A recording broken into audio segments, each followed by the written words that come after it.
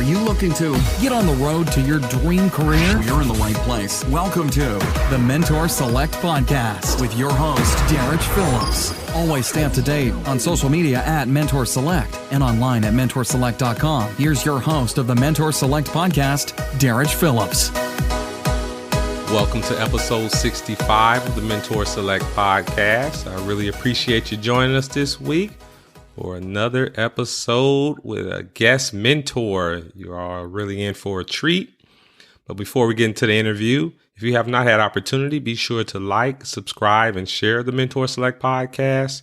It really helps to grow our channel and the community to reach more people with this high quality virtual mentorship. And as you all know by now, I've published my first book, Poverty Powerball, in May. It's available on Amazon and essentially provides the blueprint on how to turn any adversity that you're facing into your winning ticket, essentially reframing how you view adversity and shift from a poverty mindset to an abundance mindset. That's something that I desire for each and every one of you. But I'm really excited about today's interview. It is with Principal Katrina Collins. She is the principal of Skyview Elementary School, which just so happens to be in my neighborhood. So I've had an opportunity over the last 3 to 6 months to really get to know Principal Collins and see her in action. And I must say that I am just truly impressed and inspired. Every time I'm in her presence, she has just that contagious energy that makes you smile and want to do more to serve. But I'm not going to reveal all the secrets about what she's going to share in the interview. You're just going to have to get comfortable and listen to my interview with Principal Katrina Collins. So today we have Principal Katrina Collins on the Mentor Select Podcast. How are you, Principal Collins? I am doing well, Mr. Derek. How are you? I'm fantastic and really thrilled that you can join us. I know being a principal running a school is a full-time endeavor, so we appreciate you taking some time out to mentor us. Well, it is my pleasure. I am so excited to partner with you. Each time I find you on social media, you are doing what I call circular work, where it's not just ending with you, but you are depositing into others. And so that hopefully that cycle continues. So it's a pleasure to be connected with you and all that you're doing. Thank you. Yeah, I certainly try to be intentional about especially spotlighting people who are doing great things and making a difference, and just let people know you don't have to be rich and famous to change lives. That's what I enjoy doing. Absolutely. So Principal Collins, on the Mentor Select Podcast, we like to get to know our guest mentors better. You mind sharing something with us that most people don't know about you? Wow. I will go outside the box. A fun fact that most people do not know about me. I believe it was summer of 2009. I took a journey to Phoenix, Arizona, all by myself. No best friends, no spouse, no mother. And I just wanted to just kind of reconnect with myself. Okay. And with that journey in Phoenix, Arizona, I actually hiked a mountain. It took 2 hours, 7 minutes to get to the top of that mountain. And believe it or not, 2 hours and 17 minutes to get down. But a beautiful view. And at that time, I found myself kind of like at a crossroads with my career, a little frustrated about not receiving certain promotions that I felt should have been coming my way at the time. And I went to Phoenix to just kind of regroup and reassess where I was and the things I really need to look honestly in the mirror and hone in and better enhance. And I went to the top of that mountain and took my top 5 pairs, and I, on purpose, had them in my pocket on the index card, shredded them and left them there and said, I'm coming back to Texas better and wiser. Wow. I love that. That's really incredible. Now, do you remember what mountain it was? Oh, it had a fun name to it. Was it Camelback, maybe? No, Camelback was more advanced. I was not ready. Okay. But it was Killamee something Peak, Okay. a Native American name. Okay. It was on TripAdvisor's listed as amateur friendly. I climbed that one. All right. Hey, you got to start somewhere. I was So, just in Scottsdale about 6 months ago, a mastermind group, and they're like, "Hey, let's climb Camelback Mountain." I never really climbed a mountain before. Thought I was in pretty good shape, but that was a workout. It probably took us 2 hours at least to get all the way up there, and it was kind of humbling because you realize, or scary at the same time, that the wrong move, you can kill yourself, but it's liberating. absolutely, But just making it to the absolutely. top of that mountain Yeah, was, but definitely, what'd you say? I said definitely worth the risk. Definitely. I love it. Love it. Well, awesome. So, Principal Collins, the reason I invited you on here, had an opportunity to work with you in capacity with the school that you're principal of at Skyview. Can you tell us a little bit about Skyview and what makes it unique? Yep, Skyview Elementary is an awesome jewel nestled in the Lake Highlands area of Richardson ISD. Richardson ISD does have city schools that are in Dallas city limits, Garland city limits, as well as Richardson city limits. And we're one of those few campuses that are in Dallas ISD, a part of Lake Highlands. We are a campus of 819 as of today scholars, pre-K through sixth grade, our campus. And I think what makes Skyview definitely unique is we're one of the few campuses that has multiple ethnicities and groups of scholars. We have 33 different home languages that our scholars speak throughout the building. Wow. And so that makes us a very diverse, wealthy place if we embrace our diversity. Wow. Yeah, that is definitely diverse. I always tell people I lived in Germany for 2 years, and I would just meet a lot of people who spoke multiple languages, Europeans, that's common. And yeah, I always joke and tell people it's not really a joke, but I'm still trying to learn English. So I might learn multiple languages. I can imagine having a school where it's 33 different languages. There's sure some unique challenges that come with that, but also unique opportunities. Unique challenges, but one of the things that I emphasize with the staff is that everything is challenging. It can be different, but one thing that I found to be a universal, a smile or two, a smile and a hug.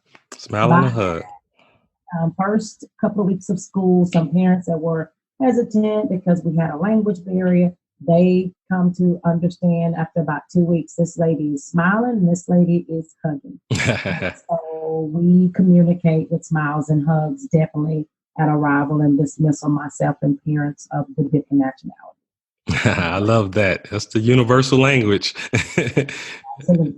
Everyone understands smiles and hugs. Fantastic. So how long have you been a principal at Skyview? This is starting my second year here at Skyview Elementary. 15 years within this district.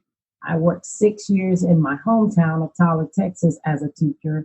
So total, this is starting year 22. You lose track when you're having fun. And it's very rewarding and tons of fun. Fantastic. So did you always aspire to be an educator? I did not.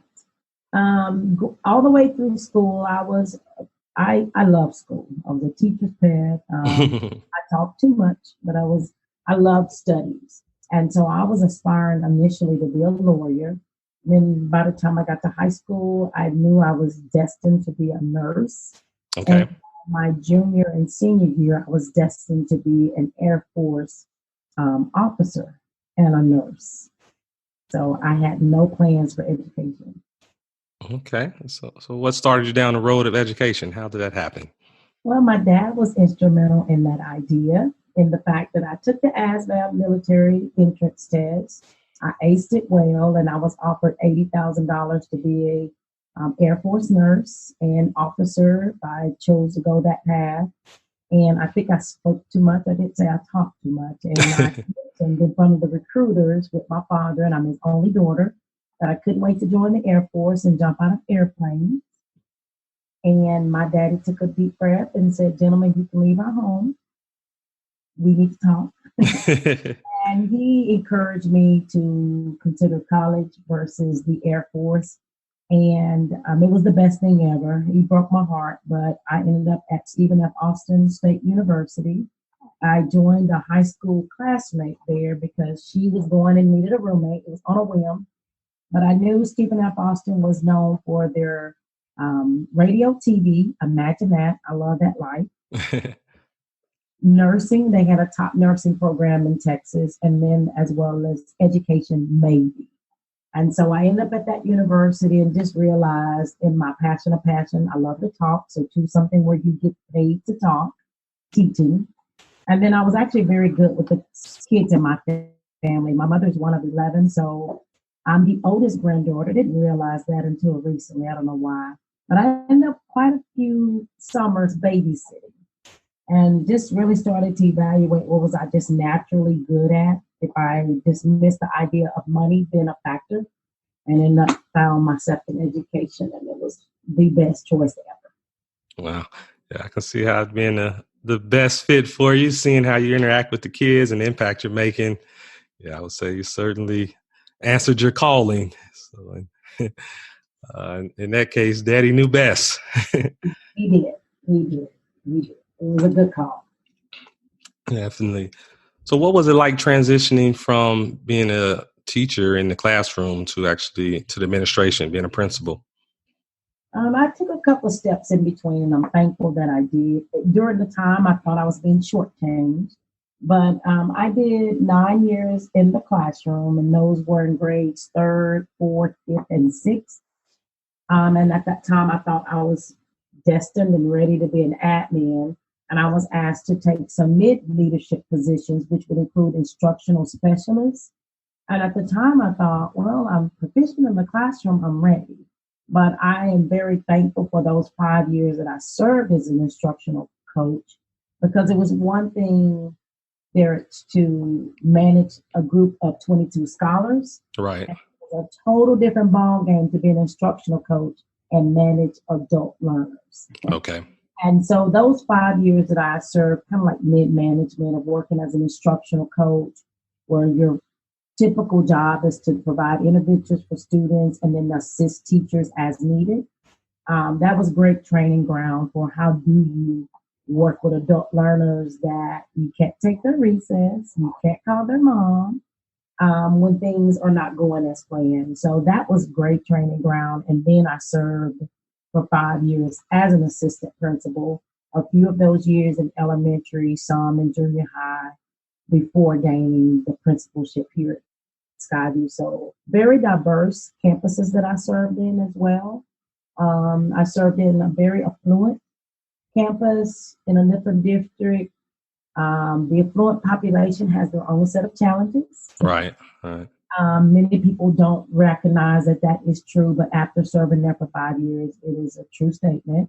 I served in some Title I diverse campuses, and then I served for 3 years at a Title I bilingual, so it was probably about 94% of the population could speak Spanish. Wow. I was placed there and wondered why. I didn't want to be ineffective, and I didn't want to be a hurdle. But I also understand that that was good design for me. Academics, I worked hard, but academics came fairly easy for me as a student in school myself. And being placed in a campus where I was a bilingual, I needed to support teachers that were bilingual, and I was not. It really humbled me, and it really took away my perfectionist parts of me, because I had to quickly humble myself and learn that I was not always the smartest one in the room anymore.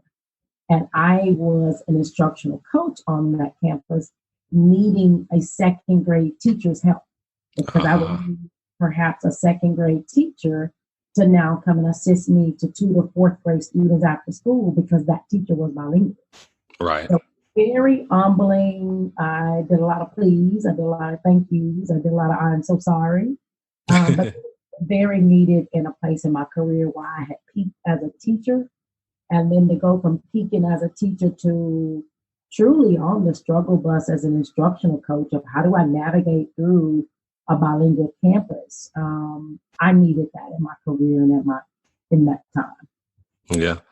Certainly being humbled is a valuable experience that can take you far. And it also probably taught you a lot about teamwork as well. Mhm. Can't accomplish everything by ourselves, or shouldn't try. We accomplish a lot more together. So we Absolutely. learned a lot there. I want to touch on too how you mentioned multiple times about maybe like you felt you should have been getting promotions, or you felt that you were being shortchanged, but it seemed like in reality, like those mid-level positions leading up to where you desire to be were really a blessing in disguise. It really helped prepare you for once you did get to the level that you were aspiring to. Would you agree? I totally agree. Very necessary and some needed stepping stones. Yeah. I think oftentimes we want to I know for me, I have it bad where I want to okay, I set a goal, I just want to accomplish it. And you want to I guess it's human nature, want to take shortcuts or just feel that we're ready for something we may not be ready for. And probably have to a lot of times come back to humbling ourselves. And those stepping stones are really what prepares us once we do get to that point. I certainly as I matured, learn to appreciate those stepping stones and value every experience because every experience is valuable. You have something to learn from it. Absolutely. And as I look back over the journey, I was sharing this with a group of young ladies that I had the pleasure of presenting at a conference this weekend. And one of the things that struck me was that I told the young ladies is that I had to stop and refresh my thinking because I'd always prayed that I would be a successful assistant principal and that I would be a successful principal. I said, so I think oftentimes it took a little bit longer because I was being developed with my character, with my attitude, with my perspective.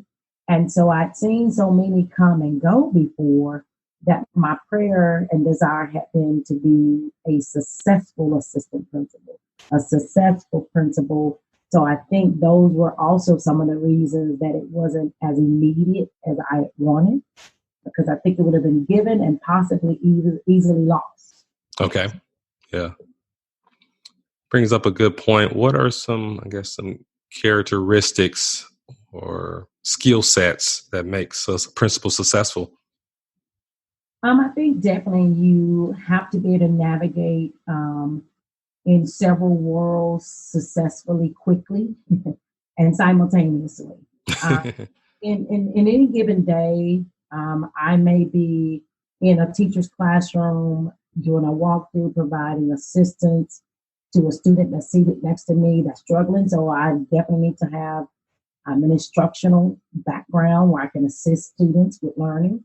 And at the same time, I may walk out of that classroom and a teacher stop me and say, can we talk for a moment? And that teacher may be needing to share with me that they have a sick spouse or a loved one that has a traumatic situation. So you definitely have to be a good listener. I struggle with that one.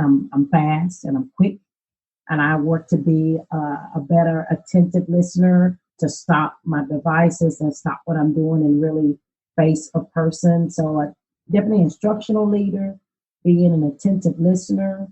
There is a political public affairs side to this that I may leave that classroom that I had a student that needed my assistance. I've just comforted a staff member that has a traumatic situation, and I may be told, and Ms. Collins, there's someone from the neighborhood that wants to talk to you about traffic concerns.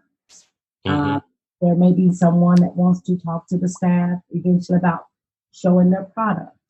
So you turn that instructional hat off and the counselor comforting hat off, and you're now in the moment of, you're representing Richardson ISD. You're Right. representing all the teachers within the building with that stakeholder that pays taxes for us to receive our salaries and really listen to their concern. Then sometimes you play mediator between staff member and staff member, and just being a neutral party because you need to make sure you're hearing all of it. So I think the top skill, if you sum all of that up, is you really just have to be a servant. If you look at principalship or even assistant principalship, as a place that I want to be so I can be on top, you have the wrong mindset. I supervised an individual in a different building that kept telling me they couldn't wait to be a building leader because they want to be in charge and that they want to. And I kept wondering, when would I ever hear, because I wanted to lead or I Right. wanted to change a path or work with teachers. But I only heard that person state repeatedly, I can't wait to be in charge. I can't wait to be leading. So I think we just sum it up to, you really have to want to serve all people at any moment. You're just about to leave, and as a parent with a concern, you put your purse down and you talk to that parent and their concern. So you have to be willing to be a servant. Yeah. That's certainly the impression I get from you, a servant leader. Um, and really, that's what leadership is. It gives you, it puts you in a position to serve. And that's something we used to say in the Army all the time, is you have to lead from the front. You can't expect people to do something that you're not willing to do. You have to serve them. That's something that, yeah, you definitely exude that with your confidence, your energy, and yeah, just genuine desire to serve people. You've mastered it. Thank you so much. I blame a lot of that on just good home training. There's, and I tell teachers this that I hire as well. I could seek out teachers with a 4.0 GPA. We could look it up. I've never done that. Don't care to do that. I could make sure that I gave teachers the STAR assessment and make sure they could ace the STAR assessment that they're getting their scholars ready for. That could be a teacher I hire. But what we really choose to seek out the best we can is just teachers that are good people. Yeah. You know how to talk to a parent, even if that parent's upset and blaming you for something you didn't do. You know how to, when no one's in the hallway, no building leaders watching, you know how to get the door because your colleague has a bag full of books. So if we can just, here as campus leadership, hire good people, again, home training, that's really what we would rather fill the building with, because we have enough instructional specialists. I've served in that role, that we can give you the curriculum tools you need. Richardson ISD is a great school district, and we do have resources. No school ever has enough, but we have enough to really accomplish our task. We just need the people. Right. That love children and love their parents. Yep. Definitely. So with the mentorship, what role have mentors played in your life, personally and professionally? Oh, wow. High school mentor that is near and dear to me. She retired as a school admin and is still alive and well. Very, very high expectations she had for me as a high school student. It didn't help that she had taught my parents. It didn't help that she was also a church member. But she had a very high standard for me. She saw my potential beyond what I could see. Both of my parents are blue collar workers, graduated high school. They married one another. They are still married. Oh, wow. Awesome. Years of marriage. And so with them, I gained a great sense of work ethic, character. My parents taught us you greet people when they enter the room or you enter the room. So I gained all the soft skills and work ethic that I ever needed from both of my parents. Both just recently retired.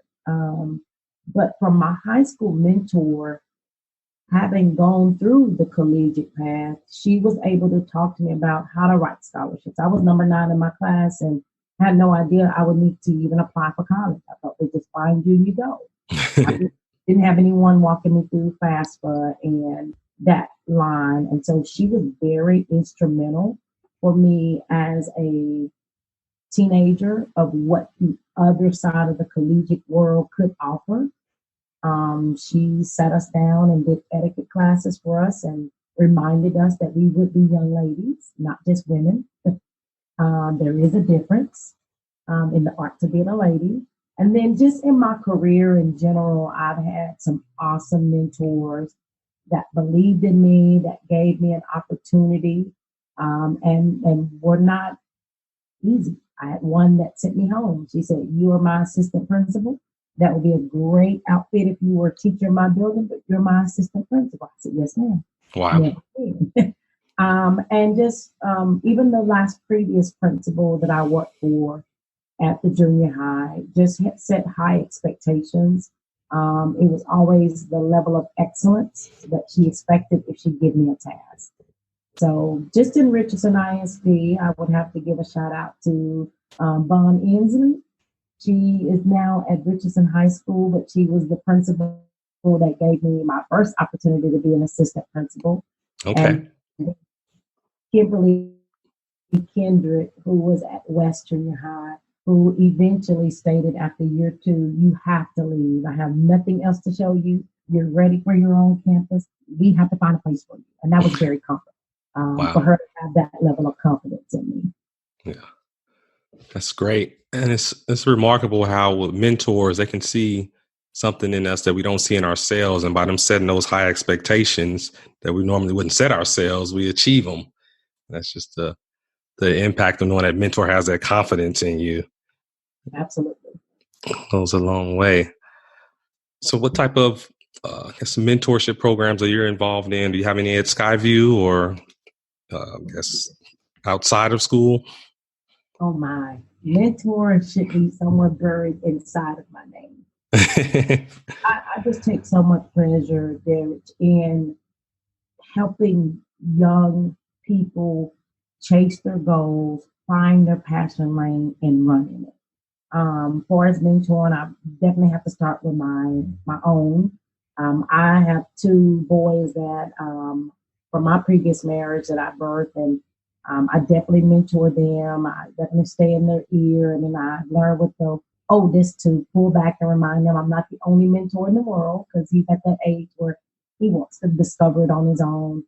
Within my church, I lead the Girl Turn ministry. For youth is you turn. What God does for you, you turn and do for someone else. Okay. So then our girls are Girl Turn mentoring, and it's ages 6th grade through 12th grade. And with that, just working with them and serving others, we fellowship with each other. And then there are times when we bring in people that talk to them about budgeting and just educating them on the college path or just career path, which could include vocational as well as military. I've been noticing, as I tease often, youth ministry is for youthful faces. And it scares me to think that I'm kind of crossing into a zone where I realize youth ministry will not be around for me forever, and I'm great with that. I'm already looking forward to a young lady within my church that I mentored. This is her last year of college, and she asked me, if I were to come back, would you be able to show me how to lead this ministry you're doing? I was like, yes. Pass the baton. And I told my husband recently, I just feel like there's a shift where I thought eventually I was going to start mentoring young women, 20s and 30s. And it's almost like every time I utter that, someone different will approach me and say, "I was just wondering if you would mentor me." So it's kind of grown, Derek, with a lot of virtual mentoring and encouraging texts and calls, that there are 5 ladies that were aspiring admin, and 2 of them are now admin, that asked me to just mentor them through this phase of from being teacher to an admin. One of them I met just working out at LA Fitness. She's like, "It's something about you and your demeanor and your spirit. I would love for you to mentor me." Then there's a different lady that doctoral program and said, "I need a mentor. I worked with you." It was 2 buildings ago. Imagine that. I love hard when I love. Made an impression. And so she asked me, we hadn't worked together in about 5 years, and she phoned me and said, "I just wanted to know, I'm starting my doctoral program. Can you be listed as a mentor?" And she's interviewing me tomorrow for something. So I take a lot of pleasure in mentoring. I used to go to the juvenile detention center, the Marzell Hill Center. I spent doesn't lend itself to that anymore, but I love going there. And the ministry that I worked under was a ministry God had given me, was restoring the princes. And when I tried to lay upon those young ladies that are incarcerated for various reasons, the reason why never was important to me. What was important to me is that I went in and I would just work out with the young ladies, because you can't look like church when you go to the juvenile detention center. Right. I would work out with them just to regular hip hop music from the radio. I'm not an aerobics instructor, but I love working out. I love sports. And at that point, the endorphins have been released for about 30 minutes. Their guards are down. They're no longer looking like lady will fight you. They're looking like lady will listen to you. Yeah. And I would lead them with the restoring the princess, that you are a daughter of the Most High King. And I would tell them my story. And I'd say, it'd be easy for me to give you my highlight reel, that I'm a principal, that I've got my bachelor's and my master's. It would be easy for me just to give you that highlight reel, but I have to give you the backdrop so I'm approachable and so you know that God restored me too. Right. So the backdrop is, yes, I received my bachelor's in 4.5 years, but after 2 years of college, my high school sweetheart and I, we had the baby. That was not playing when you're number 9 in your graduating class president, cheerleader. That's not playing. So I give them that was a part of my stuff. And, we eventually got married. We did have 2 other children. I made 1 other child, and 14 years down the road, we're divorced. And then I'm moving to Dallas, and I'm working toward my master's degree, and I'm able to accomplish that in 2 years. But I have to give them my highs and lows so that they know that I've been restored and that their worst is not, right in front of them, that they do have some good days coming if they make the necessary changes. Because I also talk to them about the necessary changes that I made in those stories to end up at a mountain experience again. Right. So I love, you say mentoring, I offer my card, I offer my cell phone, my email, because I get no greater pleasure than watching a young person find their path, find their passion, and just running it. Forget money, find your passion and run in it. And that's what we are with our 23-year-old son right now. Wow.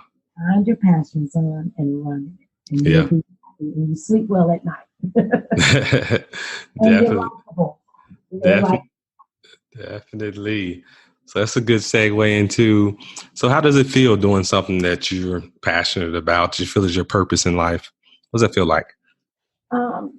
That's awesome. Because again, I just equate it to, I know several celebrities that wake up in mansions and they're miserable. They're popping pills to make it through the day. Right. We all know the stories of someone that's rich and miserable and their family just abandoned them. So to wake up and do every single day what you love, and I didn't say every day, it's easy, every day, what you love, it's no greater feeling. To be at the state fair on Monday, our fair day, and bump into some scholars that are now 12th graders, and when I knew them, they were 3rd grade. Wow. Changing stories, and I'm saying, are you still on track? What are you up to? What's after high school? And for that to not be intimidating, for that to not be a lady you crossed the line, for them to light up like I light up. My husband always goes, that must be a kid. I'm like, we all do that's you. And we talk, they've gotten taller, my hair's changed, but we still recognize each other. So there's no greater feeling to go to Chick-fil-A and you're about to get your sandwich and you go, and they go, and you hold up the line, catching up, how are you? So that's just an awesome feeling. And then just to know that what we do as educators, we are planting good seeds. Right. And we may not ever see all the evidence of it, but if we really plant good seeds, we know we've done a great thing. So I post all the time on Facebook. When I see someone go into education, I'm like, congratulations, you've just chosen the best career in the world. Right.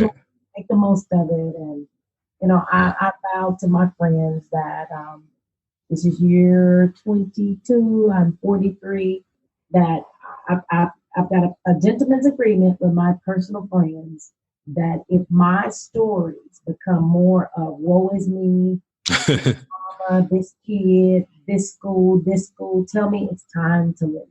Right.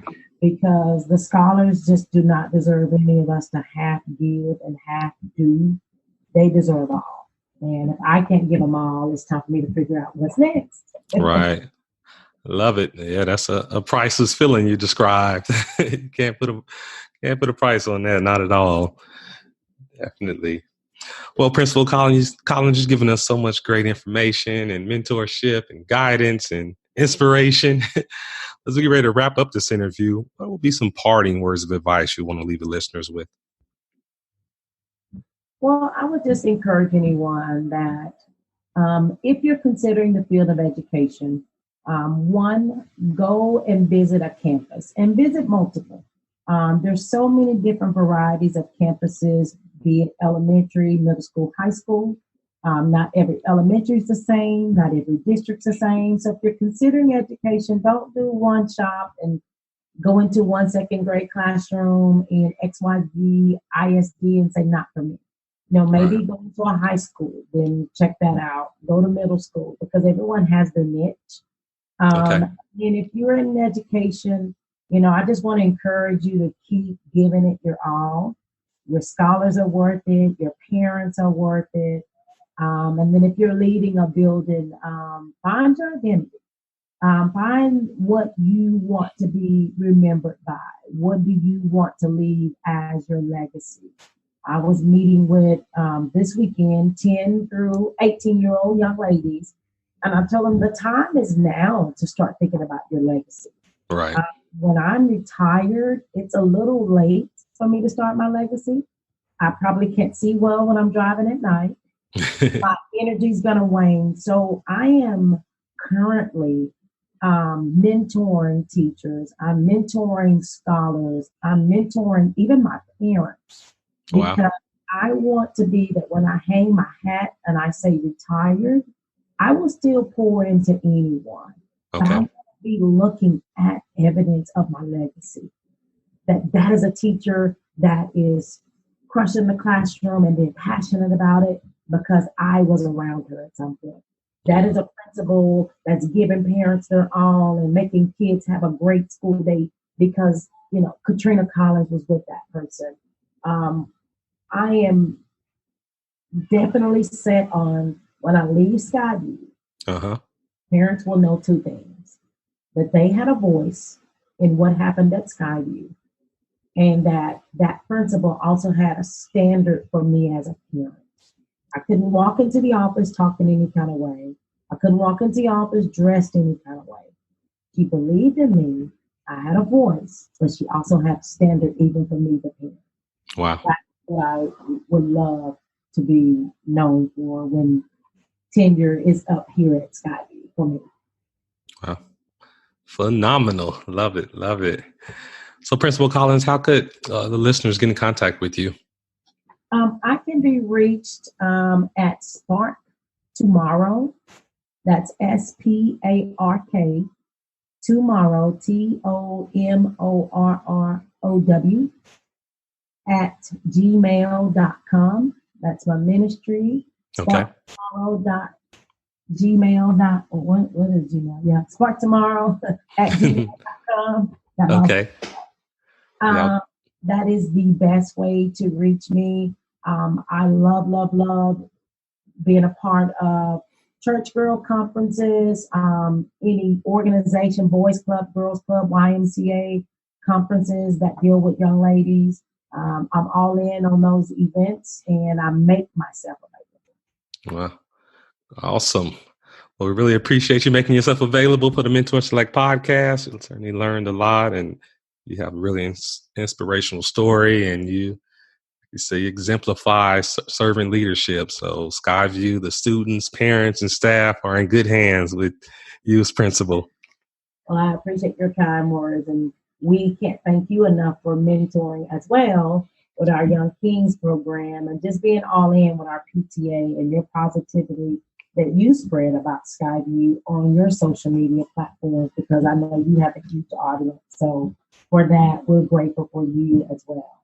My pleasure. Well, thank you, Principal Collins. We'll have to have you back on the next time you climb another mountain and have more epiphanies and everything. So I know you're going to continue to do great things, and I'm certainly looking forward to supporting any way I can. Well, I appreciate you kindly. That was a terrific interview with Principal Katrina Collins. She really is doing some remarkable things with the youth at Skyview Elementary. And then, as she mentioned, she also mentors every opportunity that she gets in her church and the community, past students. I'm just really honored to know Principal Collins and look forward to just seeing all the other great things that she's going to continue to do. I know she's just getting started. And if you ever meet her, just her energy is so contagious. So you can tell it's genuine. I just wish I had a principal like that growing up. She certainly sets a whole new standard for what it means to be an educator and administrator. And just happy that she was able to stop by and mentor us. Be sure to reach out to her and let her know what resonated with you about this interview. And if you're an educator or an aspiring educator, certainly reach out to her and see just what type of knowledge she can give you in mentorship. She's always willing to help. I'll be back next week with another interview from our guest mentor. Be sure to tune in. If you have not picked up my book, Poverty Powerball, yet, head on over to Amazon and support a brother. It's certainly a really good book. I've been getting awesome feedback from it, and the readers are really getting value from reading the book. So just want to share that with you. Thanks so much for listening to this episode of the Mentor Select podcast, helping you identify and follow your passions. For more great content and to stay up to date, visit mentorselect.com and Mentor Select on social media. If you enjoyed today's episode, please rate and review. We'll catch you next time.